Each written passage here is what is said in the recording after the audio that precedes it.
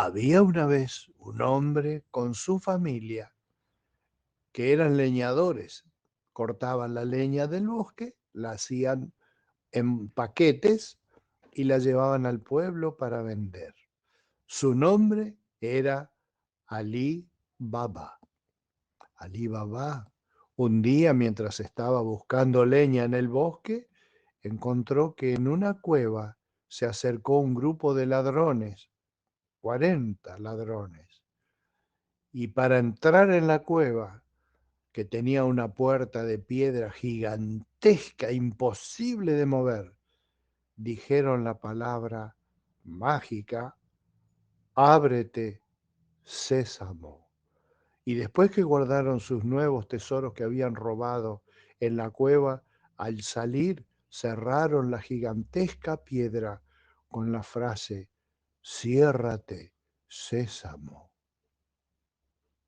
Ese cuento es parte de un libro de cuentos que se llama Las Mil y Una Noches. Es un tesoro literario de la cultura árabe, pero en realidad quizá hasta anterior a la cultura árabe, y quizá el cuento este de Alí Baba y los 40 ladrones fue un agregado que alguien hizo porque le pareció que era interesante para sumar a los otros cuentos. Algunos de estos cuentos, como este mismo, el de Alí Baba y los 40 ladrones, lo usaron algunos a principios del siglo XIX y XX, lo usaron para hacer para hacer representaciones con mimos, es decir, contaban este cuento, que la gente por supuesto lo sabía, ¿no es cierto? Pero recreaban el cuento simplemente con gestos, con mímica. Entonces, eh, este cuento se mantuvo y pasó a nuestra cultura, que muchas personas de nuestra cultura hoy día lo conocen, incluso con algún dibujito animado o alguna recreación cultural moderna. En este cuento, Alí Baba descubre que esa cueva que está llena de tesoros se abre con las palabras mágicas, y justamente lo característico del cuento, lo raro del cuento, es el uso de la palabra mágica: ábrete sésamo o ciérrate sésamo, que después desemboca en la tragedia que muchos conocen, que si no la podés leer ahí en Google, lo podés buscar y lo vas a encontrar en un montón de lados. Esa historia, ese cuento, termina mal. Y también es una lección moral, como todos esos cuentos tenían. Muchos de esos cuentos tenían incluso alguna reminiscencia de la cultura india. Pasaron por todo el Oriente Antiguo. De manera que no sería raro que Jesús conocía la historia de Alí Baba y los 40 ladrones.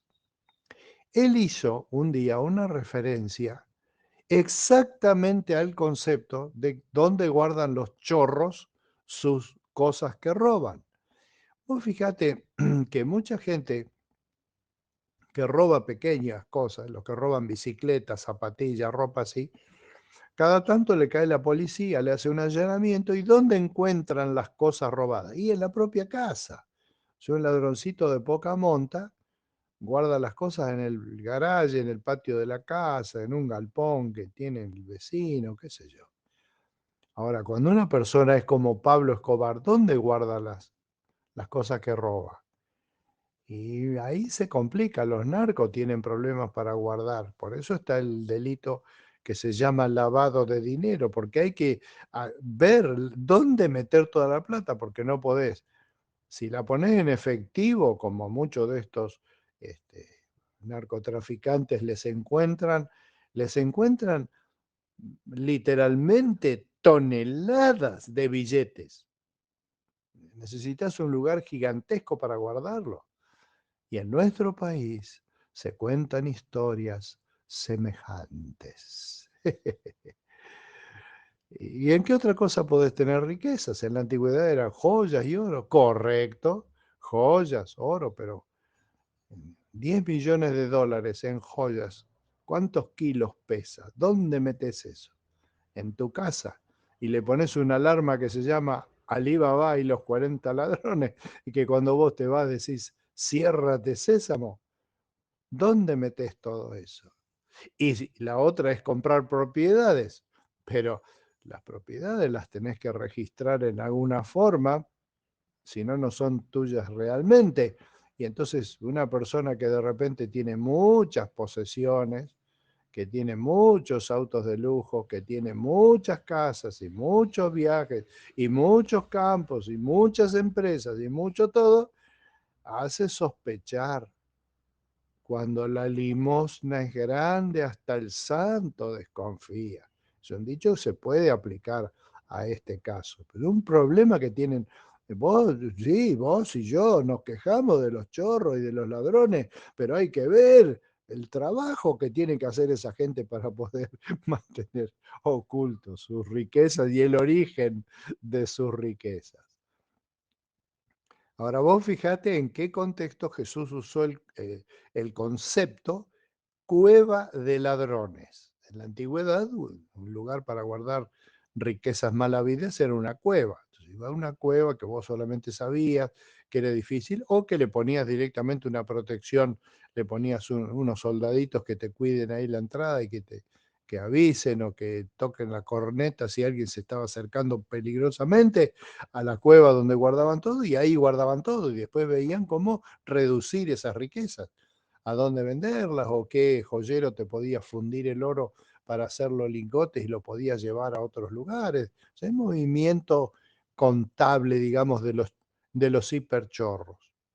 Ahora, si Cristo conocía o no el, el cuento de Alí Baba y los 40 ladrones, no, no es trascendente para lo que quiero decir, pero yo nunca había pensado en eso hasta hoy, de que él probablemente, muy probablemente conoció el cuento y se refirió a ese concepto de la cueva de los ladrones que está protegido por una palabra mágica, se refirió al usar la expresión cueva de ladrones al referirse para qué usaban el templo algunas personas.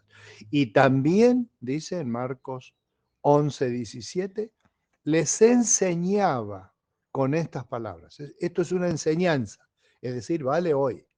Dice, no está escrito, mi casa será llamada casa de oración para todas las naciones, pero ustedes la han convertido en una cueva de ladrones. Es durísimo Jesús con esta declaración, pero también es cierto que nos enseña qué es la iglesia, qué es la institución donde adoramos.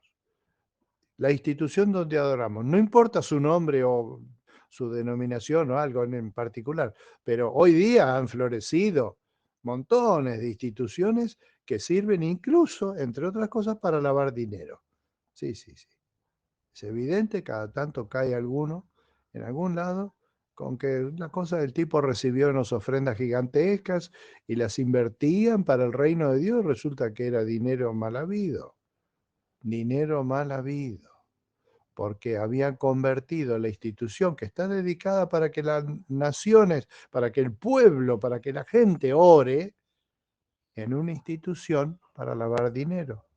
No es muy ilógico pensar eso y hay causas contemporáneas de eso, porque sirve, cualquier institución grande sirve, y ustedes saben el escándalo que hubo en la Iglesia Católica con el Banco Ambrosiano, donde de repente vos tenés un banco muy gigantesco propio de esa iglesia y va creciendo, creciendo, creciendo, creciendo, y de repente se encuentra que hay gente que depositó en el banco ese, que no es propiamente la iglesia quien hace eso, pero alguien que va y deposita ahí dinero mal habido y de repente estalla un escándalo donde hay que explorar eso y decir, ¿cómo? ¿Quién autorizó esto?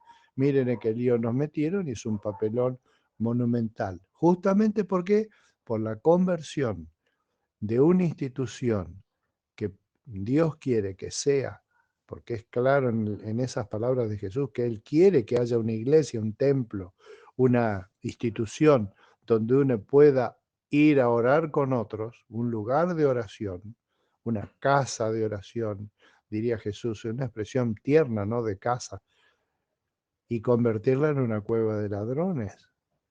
Pero es preferible pensar en esto para volver otra vez a decir, ¿cuál es mi lugar que es casa de oración?